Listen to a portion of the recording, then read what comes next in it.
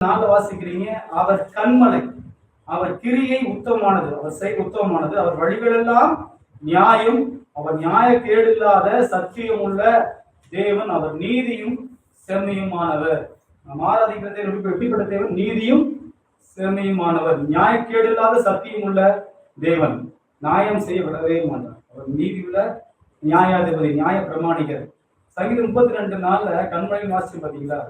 அது பழைய ஏற்பாட்டில் பார்த்தீங்கன்னா தேவன் ஒரு கண்மலை என 30 முறைக்கு மேல சொல்லப்பட்டிருக்கு, 30 தடவைகள் சொல்லப்பட்டிருக்கு. இந்த வார்த்தைக்கு கண்மலைங்கிற வார்த்தைக்கு என்ன அர்த்தம்னா வல்லமை, அடைக்கலம், மாறாத தன்மை, தேவனுடைய ஜனங்களின் விசுவாசத்திற்கு ஒரு உறுதியான அஸ்திவாரம். கண்மலைனா தான் கண்மலையின் உதாரணத்தை கண்மலையுமே கட்டப்பட்ட வீடு. இயேசு கிறிஸ்து ஒரு உண்மை சொல்லும் போது கண்மலையுமே கட்டப்பட்ட வீடு என்ன ஆகல, அது அசைக்கப்படணும்னு சொல்றாரு. அப்ப என்னன்னா அந்த கண்மலை என்பது எதை உறுதியான விசுவாசம். ஏன் விசுவாசம் எது மேல இருக்கிறது? கர்த்தருடைய வார்த்தையின் மேல.